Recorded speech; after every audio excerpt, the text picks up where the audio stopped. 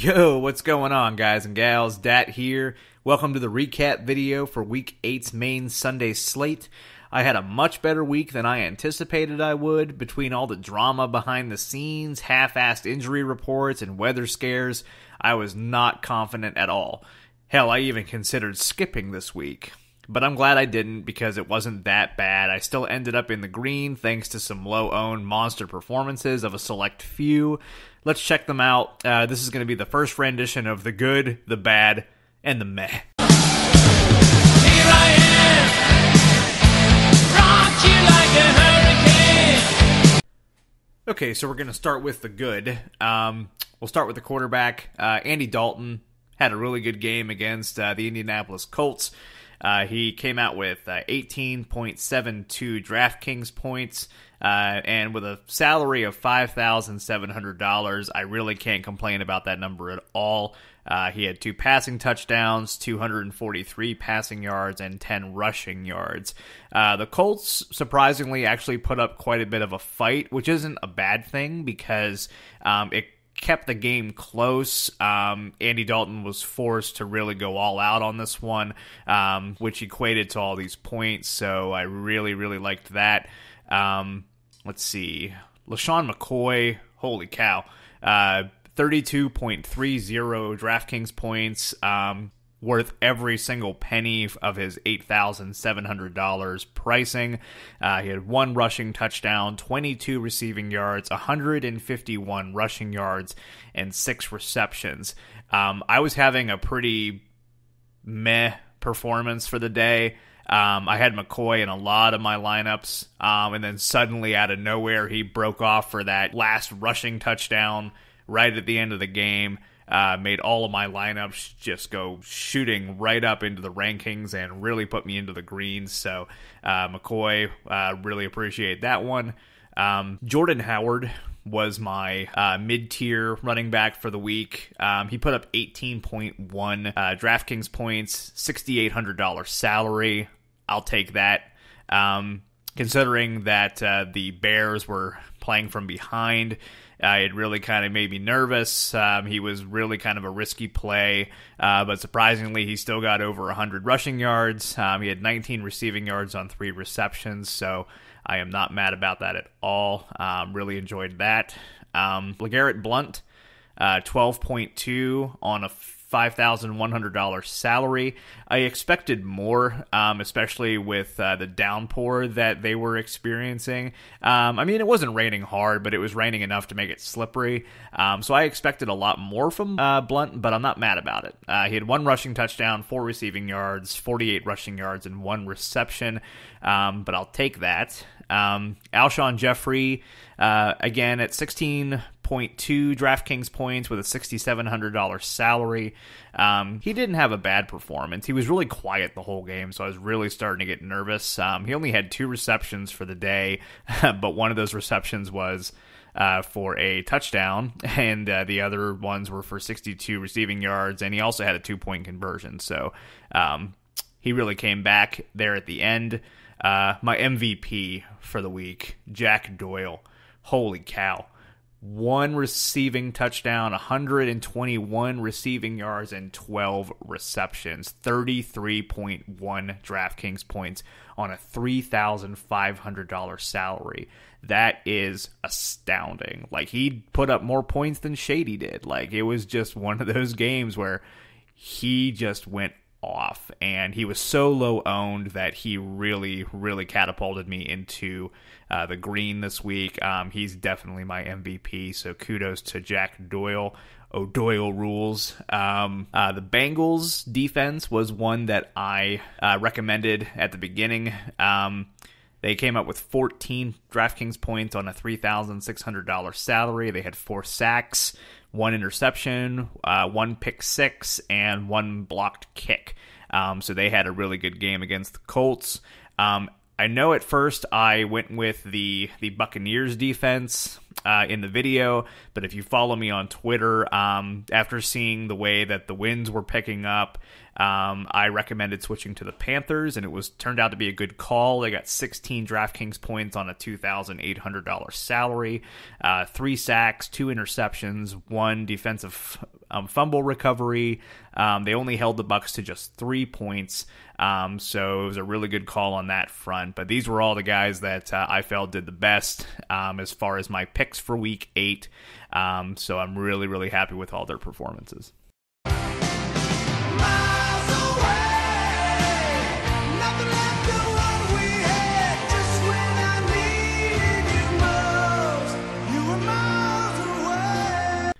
Okay, so now we've come to the bad choices for this week. Really surprising that some of these guys are on this particular list as far as their performance.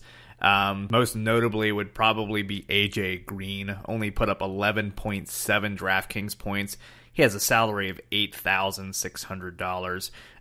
He was probably the most chalky play of the week, and he pretty much let everybody down. The Colts came out and they balled. I mean, they held A.J. Green to very little action. He only had 1 receiving touchdown, 27 receiving yards, and 3 receptions, so they locked him up.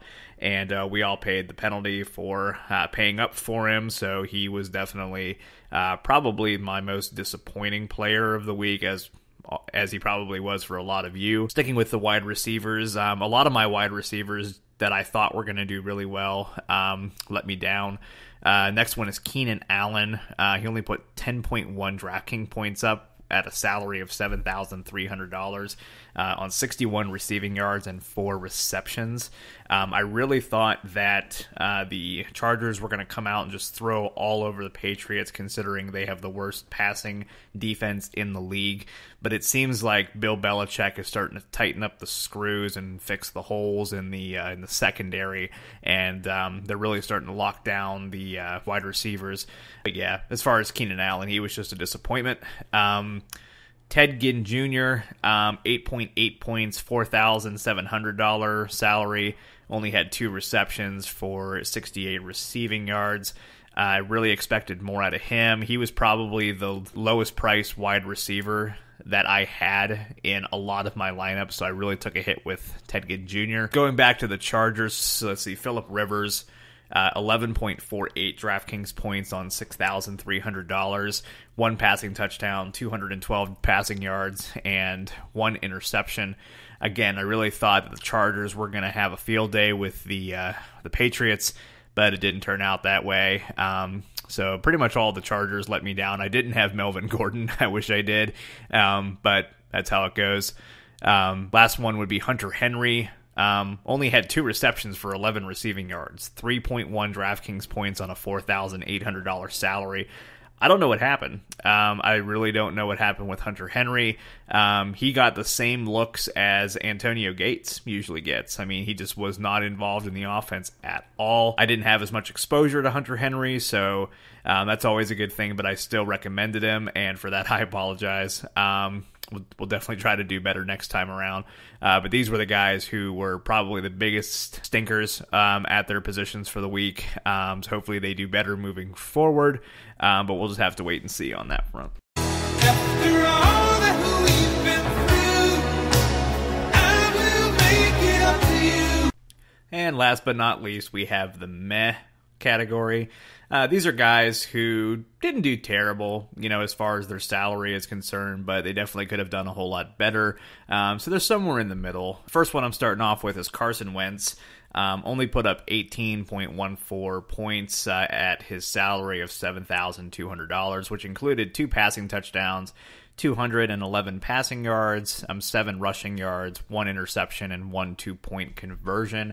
As far as this performance, I mean, like I said, it's not good, but it's not really bad either. Obviously, we all expected a lot more considering the Eagles were going up against the 49ers. But I watched that game, and the 49ers really showed up that day. Like, their defense really showed up, and I don't know how much the weather played into, the performance or anything like that. It didn't seem that windy. It was raining, but it wasn't like a torrential downpour like they were calling for. The storm kind of passed over Philadelphia and made its way into New York, but they were still kind of suffering the residual rain that followed. Like I said, it wasn't a bad performance, but it wasn't by any means what we were expecting. I was expecting at least 20 points, maybe 23. So like I said, he didn't do awful, but not great. Same with Zach Ertz. Zach Ertz was at $7,000 salary this week, which is insane for a tight end. That's like Gronkowski level. He put up 13.4 DraftKings points, 1 receiving touchdown, 34 receiving yards, and 4 receptions. Typically not the output that Zach Ertz is known for. Again, it could have been the weather affecting Carson Wentz, which in turn affected Zach Ertz. So it could be a number of things, but expected a much better game. But again, it wasn't awful. And Tyler Kroft, he was only $3,000 salary. He put up 9.6 DraftKings points on 5 receptions for 46 receiving yards. I'm not mad about this score. He was only $3,000. So I had him kind of listed in a lot of my lineups. So I wasn't, mad about it or anything, but he just, I expected a much better output. Either way, Tyler Kroft didn't do bad, but he didn't do good either. So these are the guys that were kind of meh this week. Okay, so this was my winning lineup for week 8. I ended up coming down with 168.32 DraftKings points in this tournament, which landed me in 55th place out of 35,000 participants. So I ended up cashing in very nicely. I went with a Dalton, Green, LaFell triple stack, so I was expecting a pretty big turnout from the Bengals-Colts game. But as we already discussed, Green was kind of a dud. LaFell was only 9% owned, so even though he only got 8.4 points, he was still able to move me up the rankings quite a few times. And Dalton did very well overall, so the stack was decent in my opinion. Mark Ingram I had in there as well. He had 1 rushing touchdown, 24 receiving yards on 6 receptions. He also had 75 rushing yards, but he had 2 fumbles, which is going to be interesting for the upcoming games moving forward. Are the Saints going to give Kamara more looks as punishment for these 2 fumbles? I don't know. We'll have to watch that carefully. But regardless, I felt that Ingram had a pretty solid performance. Shout out to Mohamed Sanu for catching that back of the end zone pass. He had a really nice game with one receiving touchdown, 74 receiving yards on 6 receptions, and I think he was only 10 or 15% owned in this tournament. So he was another sleeper that came through for me. But yeah, if AJ Green and Ted Ginn Jr. would have performed the way I expected them to, the way they were projected to perform, I probably would have had placed much, much higher and took home a bigger cash prize. But I'll take what I can get this week. It was just a crazy week. My biggest regret is that I think I subbed out Robbie Anderson from the Jets for Ted Ginn Jr. And that's probably what hurt me the most. But it's one of those woulda, coulda, shoulda moments, so just have to deal with it, move on. But thanks again for watching, you guys. Keep an eye out for the Week 9 video. Should have that out probably later this week, probably Wednesday or Thursday. Be sure to hit the like button, hit subscribe. Don't forget to follow me on Twitter for updates throughout the week. And hit me up on game day. I'm usually watching the game and making little comments here and there. So by all means, get involved. I'd love to hear from you. Thank you for all the continued support. Cheers. See you next week.